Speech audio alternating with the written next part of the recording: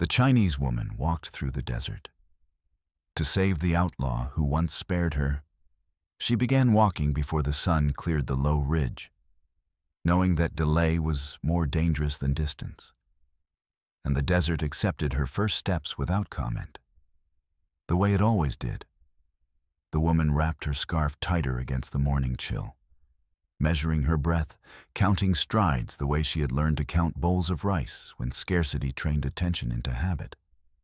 The message had reached her the night before, brief, uncertain, carried by a trader who did not linger, saying the outlaw had been seen wounded beyond the salt flats, left for the heat to decide what the law had not. She did not ask why anyone thought she would come. She knew. Years earlier, when fear had cornered her in a place with no doors, he had looked at her once and chosen not to finish what others expected of him. Mercy had passed between them then, without words, thin as shade and just as rare. And it had kept her alive long enough to build a life that now pulled her back into this one decision. She packed water carefully, refusing the weight of anything unnecessary, because survival here punished sentiment first and stepped into the widening light as the ground warmed beneath her soles. The desert stretched flat and honest, offering no cover and no promise, and she felt the familiar tightening in her chest that came when memory tried to hurry her pace. She did not hurry. She kept the rhythm that lasted, watching for landmarks that only revealed themselves to those who did not rush past them. The bent mesquite, the shallow wash that still held dampness at dawn, the line where stone darkened just enough to mark a path. As the sun climbed, the heat settled into her shoulders, like a hand that did not intend to move, and she rationed water by time rather than thirst, trusting discipline over desire. She thought of the outlaw once more, not as a debt to be paid, but as a balance to be kept, because lives that intersected rarely did so only once, and what followed often mattered more than what came first. When the wind picked up and sand cut against her calves, she angled her steps, letting resistance slide instead of fighting it, understanding that endurance here came from yielding without giving up ground. Midday pressed down hard, and she rested where the land dipped, sharing shade with a rock that offered little, listening to her pulse slow enough to continue. She did not know if she would find him alive. The desert was indifferent to hope. But she knew this much as she stood again and faced the glare. Mercy, once spared, did not expire with distance or time, and if it was to be honored at all, it would be honored now, one careful step at a time, until the desert decided whether balance could still be kept. By midday, the desert had narrowed the world to heat, breath, and the steady placement of her feet, and she moved within that limit without wasting a step. The sun pressed down hard enough to flatten sound, turning distance into something unreliable. But she trusted what endured rather than what shimmered, keeping her eyes low and her pace measured. She rationed water by time instead of thirst, lips barely wet with each swallow, knowing that discipline here mattered more than comfort. Memory tried to hurry her, reminding her of the outlaw's face the day he had spared her when no one would have blamed him for doing otherwise. But she refused haste, because haste borrowed strength she would need later. As she crossed a stretch of hardened ground, she noticed signs that heat could not fully erase. A stone scuffed the wrong way, a faint drag in the sand where weight had been pulled instead of carried, marks softened but still honest. She followed them patiently, letting certainty arrive on its own. And when the land dipped slightly, offering a sliver of shade, she rested just long enough to slow her pulse, understanding that stopping early was survival, not weakness. When she rose again, the smell reached her first, iron mixed with dust, and then the shape resolved into a man slumped against stone, hat fallen, rifle just out of reach. She did not run. Running would waste what she needed. She approached until she could see his chest move, shallow and uneven, and set her pack down where it could be reached without turning away. He was alive, barely, and the knowledge brought clarity instead of relief, because alive meant responsibility. She knelt and used her body to block the sun, loosening cloth stuck to blood, pressing where it slowed, pouring water in careful drops that did not choke him. His eyes opened briefly, confusion passing into recognition, and he tried to speak. She stopped him with a firm hand and said only that the desert was not finished yet, and neither were they. As the sun began its slow decline, she prepared to move him before night brought cold that punished the wounded faster than heat, knowing that the hardest part was no longer the walk, but the work that followed once mercy demanded to be carried all the way through. She tested his weight before committing to it, shifting his shoulder enough to know what the desert would demand. And the answer settled her resolve rather than frightening it, because uncertainty wasted strength and clarity conserved it. She tore a strip from her scarf to bind what she could, tightened the knot until bleeding slowed, and positioned his arm across her shoulders in a way that spared his ribs while preserving her balance. The ground ahead rose unevenly, and she chose a line that traded distance for stability, stepping where stone held and sand gave less, counting breaths the way she counted steps, refusing to let urgency steal rhythm. He stirred once, a low sound catching in his throat, and she paused long enough to steady him, pressing water to his lips in drops, waiting until swallowing returned before moving again. The sun lowered just enough to take the edge off the glare, but heat still pressed like a hand that meant to stay, and she angled toward a shallow ravine where shadow lingered longer than it should have. Each shift cost her, calves burning, shoulders tightening, and she adjusted without complaint, understanding that pain here was information, not an order to stop. When his weight sagged, she corrected it, using the slope to her advantage, letting gravity do part of the work instead of fighting it. And the efficiency bought her time she could spend later. She spoke to him then, not to wake him fully, but to anchor him, telling him where they were going and why it mattered to keep breathing steady. The words simple enough to pass through pain without catching. He answered with a nod she felt more than saw, and the agreement steadied them both. Wind cut across the ravine as the light softened, and she rested briefly where stone blocked it, setting him down with care, checking his pulse until it settled into something she could trust. The pause was measured, just long enough to stretch fingers numb from grip and to drink without guilt. And when she stood again, she did so with intention, because stopping twice would cost more than continuing once. Night began to gather at the edges, bringing a cold that punished wounds and weakness alike, and she wrapped him tighter, using what cloth remained to hold warmth where it mattered. The desert offered no kindness, only consequence, and she accepted that bargain without resentment, because balance was not something you asked for here. It was something you carried until the land allowed you to set it down. With each careful step, she moved them closer to that permission, knowing the walk would not forgive mistakes, but it would respect discipline, and discipline was the one language the desert never misunderstood. Darkness arrived without relief, replacing heat with a cold that sharpened every ache, and she adjusted at once, shortening her steps and tightening her hold so his weight stayed predictable.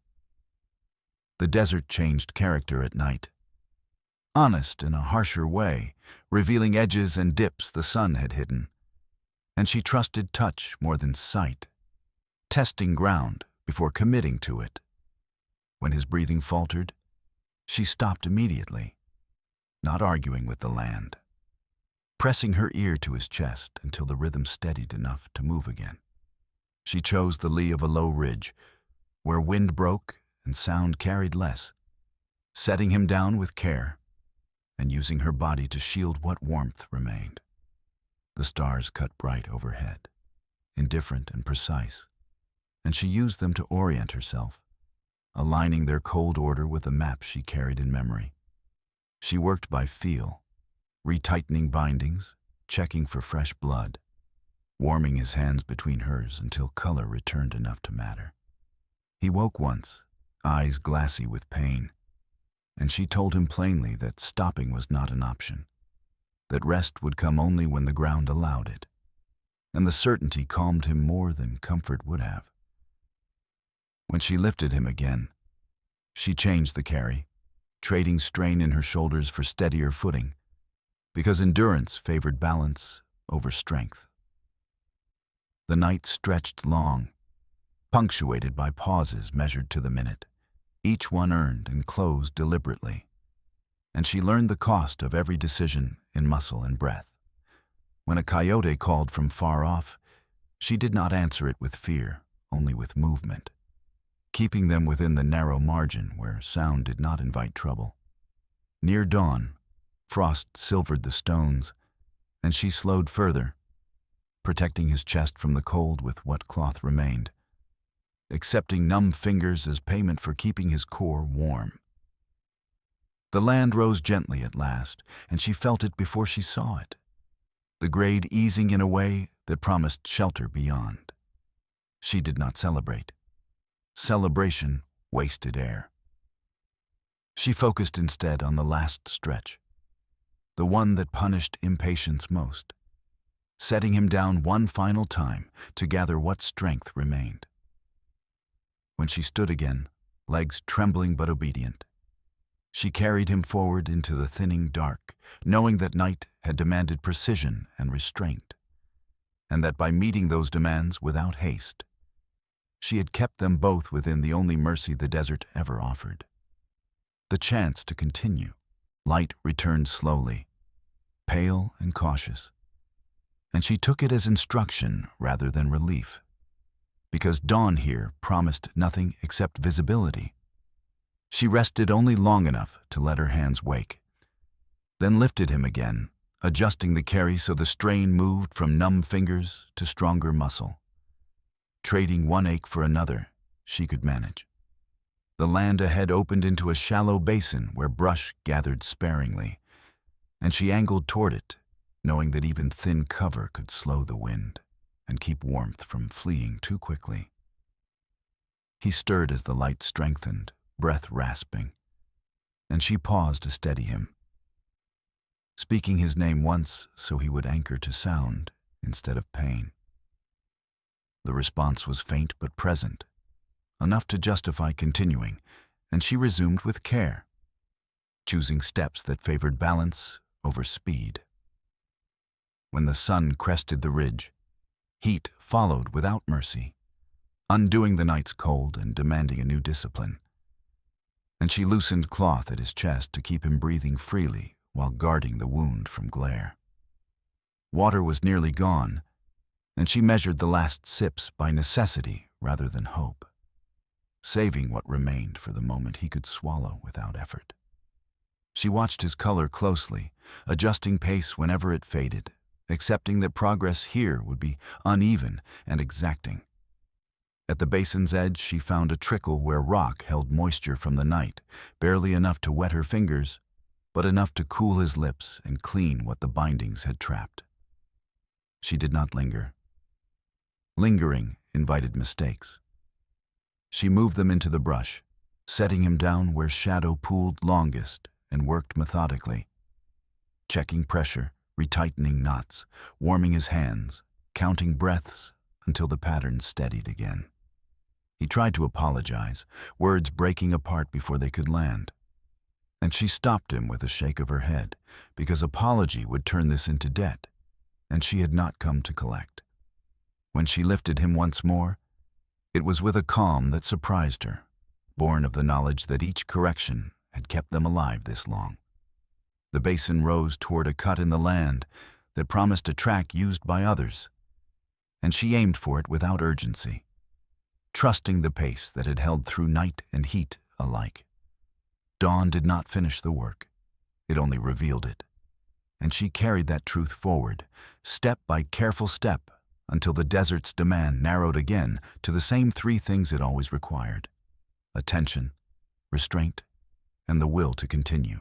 By mid-morning, the land shifted just enough to signal that others passed through it. Faint tracks crossing at angles that confirmed she was no longer alone in choosing this ground.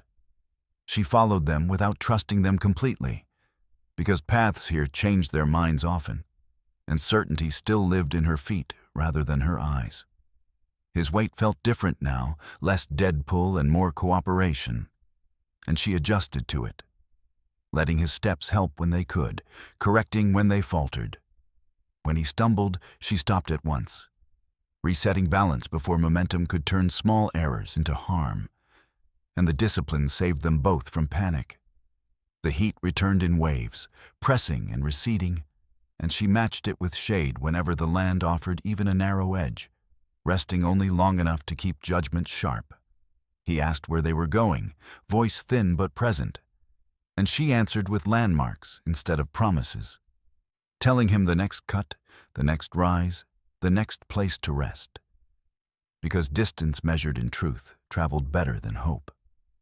When they reached a low outcrop that broke the wind, she set him down and checked the wound again, finding the bleeding slowed enough to matter. And the progress steadied her more than relief ever could. She shared the last of the water in careful drops, then held his hands until warmth returned, counting breaths until his eyes cleared. Sounds reached them then, metal, faint and distant, and she turned toward it without celebration, knowing rescue announced itself softly here. She lifted him again, choosing the firmest line across ground that had begun to forgive. And the effort felt purposeful rather than desperate for the first time since nightfall. As they crested the rise, the desert opened into a track wide enough for wagons, and the sight loosened something in her chest without slowing her pace, because arriving early still required care. She flagged down a rider passing at distance, using motion instead of voice to save air. And when he turned, she kept moving, refusing to stop until help stood within reach. Hands took his weight then, careful and practiced, and she stepped back only when balance transferred fully, watching until she was sure nothing would be dropped. The rider asked her name and why she had come so far, and she answered simply that she was returning what had once been spared, because simplicity survived questions better than explanation. As they laid him onto a blanket and prepared to move, she felt the desert's hold loosen without gratitude or grace, the way it always did. And she accepted that, understanding that survival here was never a favor, only the result of meeting demands without complaint. She walked alongside as they went, steady and unremarkable, carrying no triumph, only the quiet knowledge that mercy, once given, could be carried back across any distance if one was willing to pay the full cost in steps. They moved at a pace set by the wounded man now, slower but steadier, and she matched it without needing to be asked, staying close enough to correct a misstep and far enough to let him breathe.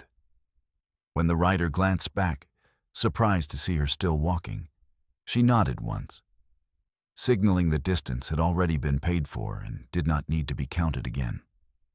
The outlaw's eyes opened more fully as the track widened, recognition settling in pieces as pain loosened its grip. And when he looked at her, the memory surfaced without explanation. The night years ago when he had stood between her and men who would have used fear to finish a job. He tried to speak then, not to apologize, but to place the memory where it belonged. And she told him to save breath, because remembering could wait until it no longer cost him air. The rider asked what had happened, and she answered with landmarks instead of stories, pointing out where they had come from and where they were going, letting truth travel without decoration.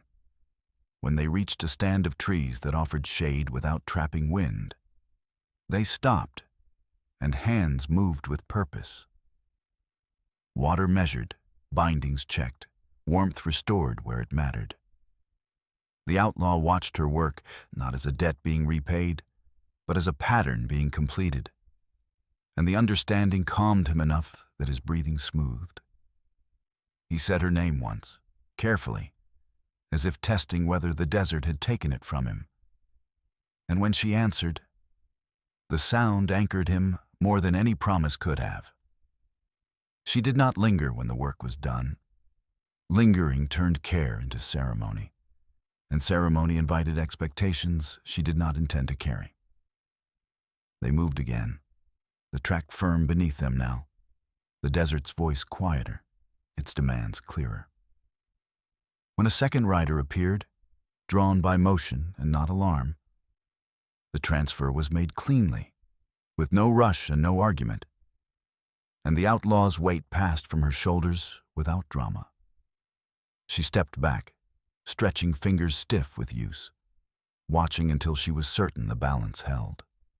Someone offered her water then, a full canteen, and she drank without shame, accepting help the way she had given it, plainly and without condition. As they prepared to ride on, the outlaw caught her sleeve gently, just enough to be felt, and said he remembered why he had paused all those years ago, because mercy had been the only choice that left the night intact. She nodded, freeing her sleeve, and answered that mercy did not keep score. It kept people alive, and that was all it had ever promised to do. She walked beside them only as far as the track demanded, then slowed, letting the riders pull ahead without calling after her, because endings that mattered did not need witnesses.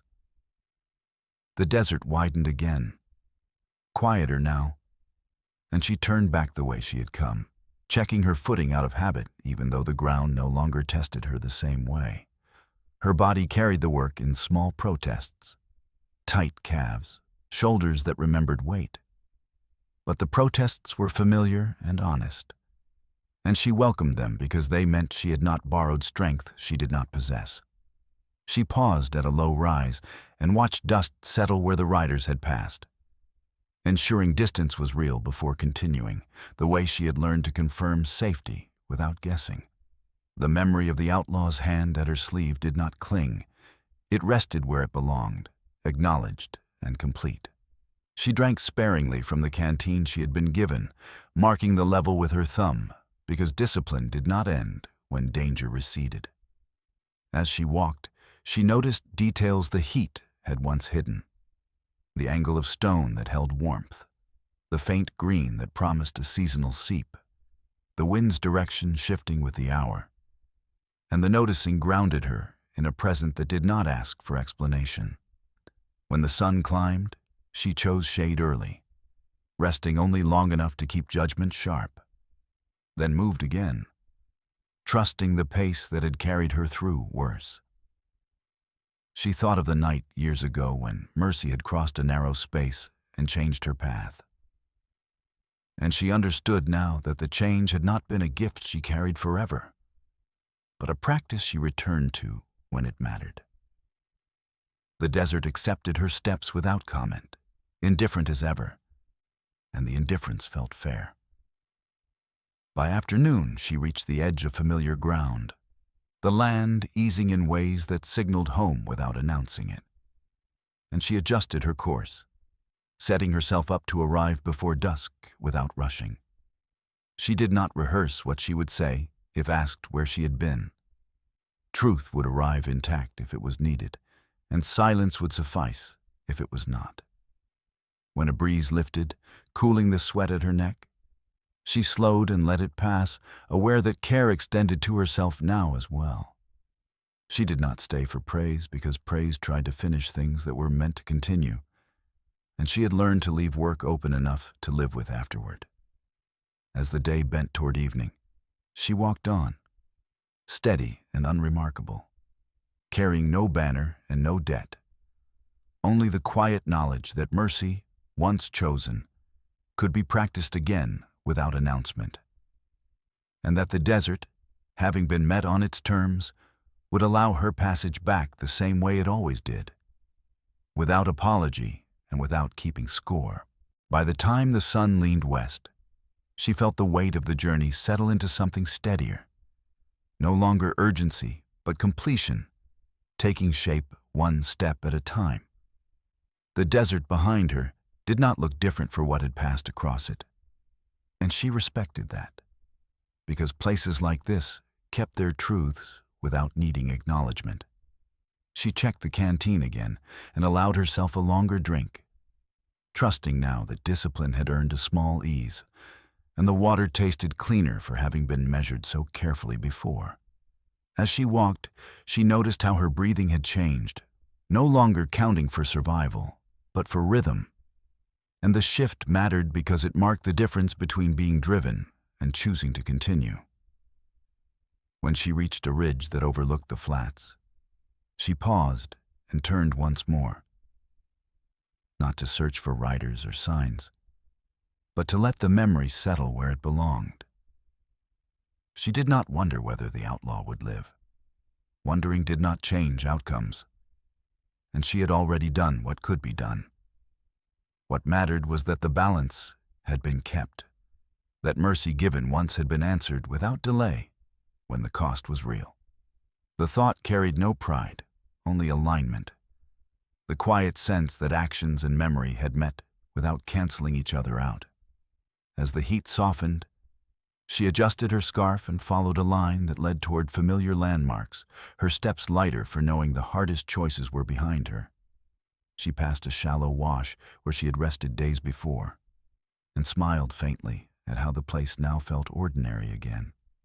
Proof that danger did not need to be permanent to be real. When evening approached, she chose a campsite with care, setting herself where wind would pass without pressing, and prepared a small meal from what she carried, eating slowly and without distraction. The sky deepened into color, and she watched it change without needing to name the shades, content to let the day end without ceremony. She understood then that balance was not a single act, completed and forgotten, but a condition maintained by attention, one that could be lost as easily as it was found if neglected. The desert had tested her and allowed her passage, and she accepted both without gratitude or complaint. As darkness settled, she lay down and slept without rehearsing the road ahead, confident that when morning came, she would rise and walk it as she always had, aware, restrained, and willing to meet whatever distance remained with the same care that had carried her this far. Morning arrived quietly, the kind that did not announce survival but assumed it, and she woke with the steady calm of someone whose body had already agreed to the day ahead. The desert lay open around her, unchanged and honest, and she rose without hurry, packing what little she carried with the same care that had guided her steps since the first mile. The work was finished now, not because the outcome was certain, but because her part in it had been completed without compromise. She did not measure success by whether the outlaw lived or died. She measured it by whether she had answered when the moment required it, and she had. As she walked the final stretch toward familiar ground, the desert loosened its grip entirely, offering easier footing without warmth or kindness, and she accepted the passage without gratitude, understanding that survival here was never a favor. She thought briefly of the outlaw, not as a man who owed her anything, but as someone whose single choice years ago had set this one in motion, a reminder that actions traveled farther than intentions ever did. The memory did not linger. It rested, complete. By midday, she reached the edge of settlement, dust rising with ordinary movement, voices carrying without urgency. And she stepped back into that rhythm without explanation, allowing the day to absorb her return. No one asked where she had been, and she did not offer the story, because stories asked to be weighed, and this one did not. She washed her hands, ate when hunger arrived, and returned to her work, the same as before, only steadier for having crossed distance that demanded discipline rather than courage. The desert remained behind her, vast and indifferent, holding no record of what had passed across it. And she respected that forgetting as much as she respected memory. Mercy, she knew now, was not something you carried like a mark. It was something you practiced and then set down, trusting it to have mattered without proof. As the day folded into evening, she moved through her tasks with quiet precision, the balance intact. The account settled. She did not look back toward the flats, because what needed to be honored had already been honored. And what remained was simply life continuing, shaped not by recognition, but by the willingness to walk when walking was the only answer that kept faith with the past. If this story moved you, like the video, share it with someone who believes compassion is proven by action, and subscribe for more Western American tales.